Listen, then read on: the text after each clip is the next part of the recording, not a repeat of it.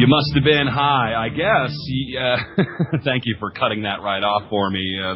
You're fired, my board up. That's me, actually. Thanks for joining us, Deadline Live. Richard Gage with us from Architects and Engineers for 9/11 Truth. That's AE911truth.org. AE911truth.org. I'm just kind of blown away listening to that song by Tool, Pot. You raise the dead. I guess that's what they did with Osama bin Laden here a couple of days ago. They raised the dead because, as Richard noted, he's been dead for years, according to most intelligence experts and even public officials. And who are you to burn the evidence down? Which is exactly, I guess, what has happened. The evidence has been hidden. It's been shipped off to China. It's under lock and key and guard, what little of it there is left. There was no real investigation into what happened in 9/11, and anybody who disagrees is simply just unpatriotic, probably a terrorist and a racist, and with Al-Qaeda. At least that's what they'll have you believe. Richard Gage, I'm sure, has taken a lot of lumps over the years trying to get out what he talks about. And so let's go to that with Richard Gage. So they shipped the evidence out. What was in the evidence that they might have wanted to hide, Richard? Well, they left two pieces behind, and fortunately for us and those who care about the truth, the FEMA report did actually pick up one of these pieces and analyzed it. And this is in Appendix C of their May of 2002 Building Performance Assessment Report. They find that this piece of steel has been corroded like a piece of Swiss cheese. Not corroded, but corroded under high temperature. In other words, melted. Well, guess what? Fires, office fires, don't even get to be about half the temperature that's required to melt steel.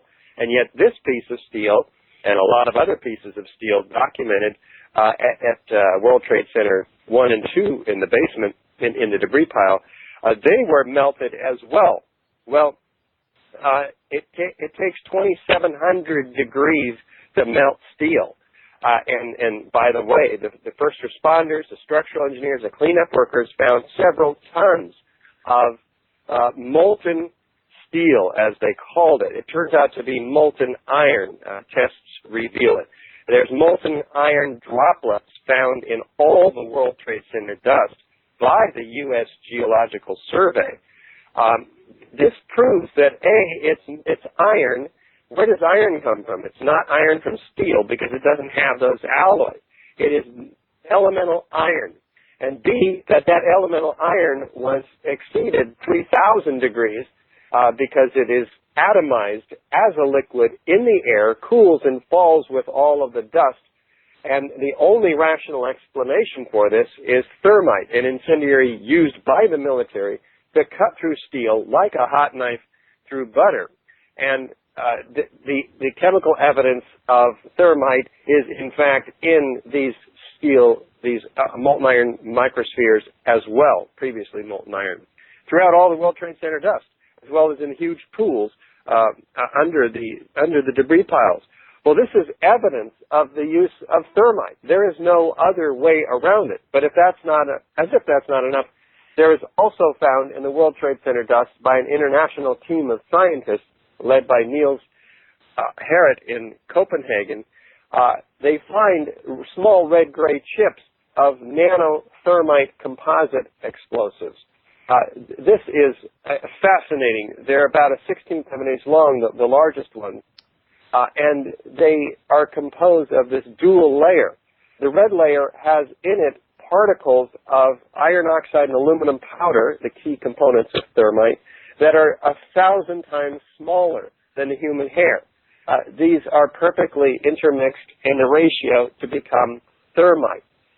This is extremely sophisticated material, documented only about 10 years ago. Probably not something that Al-Qaeda would have had their hands on unless they were Al-Qaeda. Unlikely, yeah. This is made only in the most sophisticated Defense Department contracting laboratories. And a real investigation would go to those who are capable of making this. This stuff should not be found in all the World Trade Center dust samples. And yet NIST, despite the very explosive nature of the Twin Towers and high-order damage, hurling 9-ton perimeter wall units 600 feet away at 70 to 80 miles an hour, lateral speed instantly out of the side of the towers, and the destruction, the complete destruction of almost every floor, 110 floors, each an acre in size, missing down at the bottom of the pile, 90,000 tons of concrete pulverized in midair. It all points to explosives, and yet NIST did not and will not examine the dust. And I had this conversation with prosecutor Vincent Bugliosi yesterday. We were talking about a number of things, and he kept saying, I don't know, I just look at the evidence. You know, I was trying to tell him that he wanted to go after Bush for being a war criminal, and then he doesn't want to go after Obama because he doesn't have the evidence. He's just all about the evidence. And, well, you just mentioned we have evidence that has survived the chain of command. And not only that, but, you know, what I told him is, hey, you know, why don't you give me the millions of dollars that you have at the L.A. Prosecutor's Department at your disposal, taxpayer money, and let me go in and investigate that so I can dig up even more evidence, because these people are responsible for investigating these things on behalf of the people and the victims of 9/11, Richard. How can we prove right now, if somebody's calling into a radio show tomorrow, or they're talking to one of these neocons or neolibs or whatever, these lovers of the official story of 9/11, what can we give them that's easy to say that proves that the planes did not bring down those buildings, other than Building 7, which is kind of obvious? What do you put forward? What's your best foot? Yeah, we don't need more evidence. The evidence is all very clearly laid out in our DVD, 9/11 Blueprint for Truth. The several tons of molten iron in the pools underneath World Trade Center 1, 2, and 7. By the way, not the other ones, 3, 4, 5, and 6. They don't have pools of molten iron. Just the 3 skyscrapers. And yet the other buildings were on much greater, hotter fires, particularly buildings 5 and 6.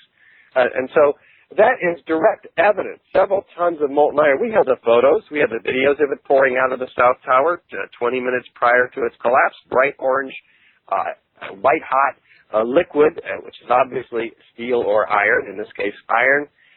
We have the evidence of the previously molten iron microspheres documented by our government in all the World Trade Center dust. Those have no other creation other than during the event with hot molten iron as its source.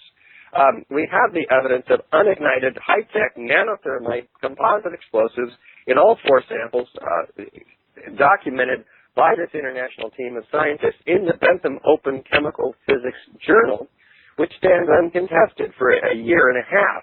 We have the evidence of the videos which show the mid-air pulverization of all of the concrete floors, hurling these incredible perimeter wall units at such distances and speeds.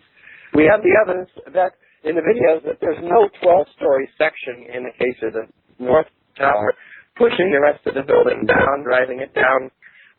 It has been destroyed in the first 4 seconds. There's nothing driving the rest of the building down. It's tearing itself apart at nearly free-fall acceleration. This building is destroyed in 12 seconds.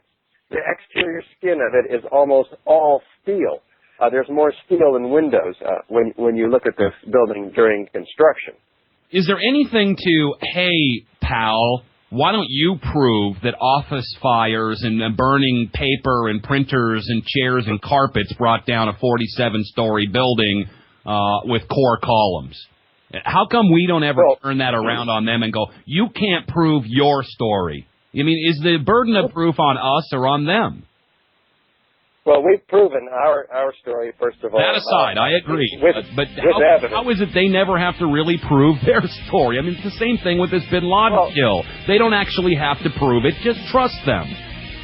Actually, they've proven that it doesn't work because they have done tests with 2,000-degree fires in mid-rise office buildings. They set them on fire, and they did not fail. The beams will only sag, and these are unprotected beams.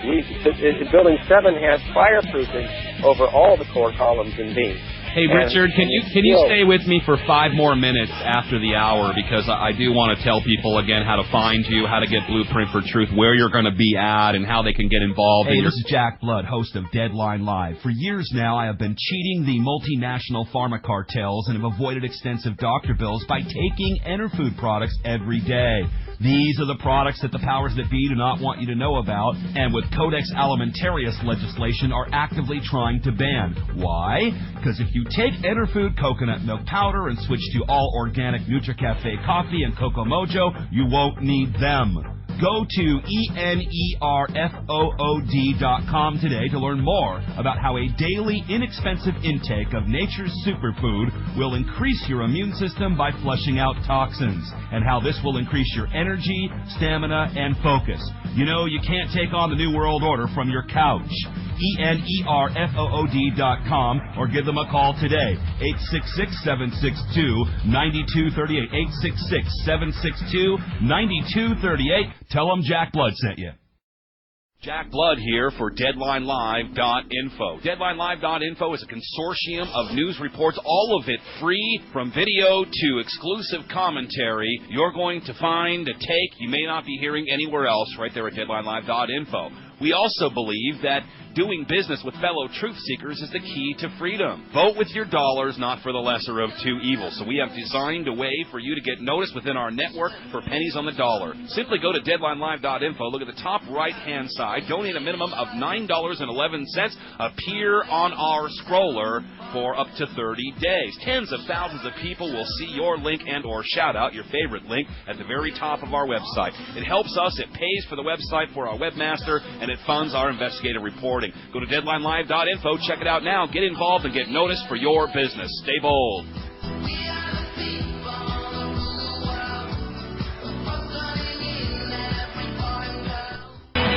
We expose the war propaganda, the social engineering that your trusted government officials do not want you to know about. They can't tell the truth to save their lives. Thank you for joining us. Second hour of Deadline Live underway this Cinco de Mayo, the 5th of May, 2011. I'm sure that the Hispanics are very upset that their holiday, which happens to be also Lenin's birthday, was superseded by all of this. We got a big story coming up here in just a few minutes. Manny Badillo should be joining us. His uncle died in 9/11, and he has been a tireless activist for 9/11 Truth for quite some time. This breaking story now on Drudge. 9/11 family invited to the presidential ground zero visit snubs Obama. They want proof of this bin Laden kill, and they're tired of being exploited.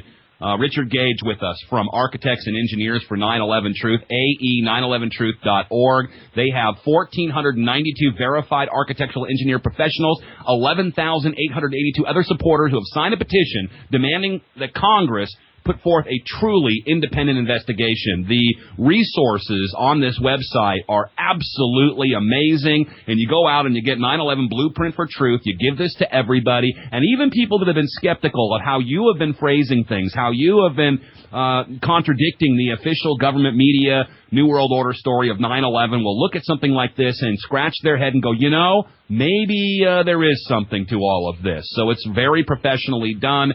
And, Richard, you speak all over the world. You've got upcoming events. People can find those on your website. Anything you want to plug here before we get you out?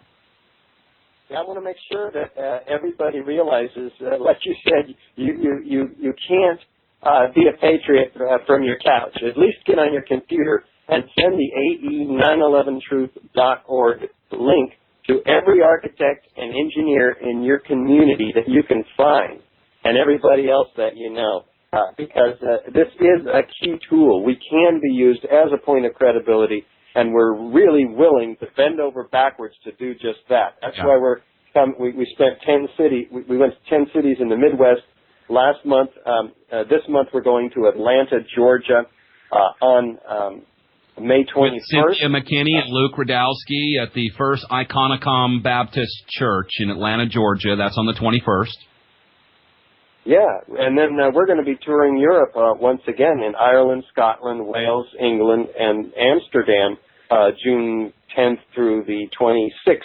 Remember So, that the ambassador to Ireland is Art Rooney. He's a FOB, a friend of Barry Obama, and he won't even let his players talk about what you've represented. That might be a good tie-in for you there in Dublin, Ireland. I wish I was there to see that. The master plan, the hidden agenda for global scientific dictatorship, one of the topics there, and you're one of the speakers as well. Alan Watt will be there. Man, I just can't tell you how much I appreciate you, and you're a really great guy. I've gotten to hang out with you. We've done events together, and you're just as great in person as you are with all of this great work. Architects and Engineers for 9/11 Truth, AE911truth.org. Richard Gage, thank you for all your time today. I appreciate it, sir. Thanks, Jack. We'll see you again. All right, man.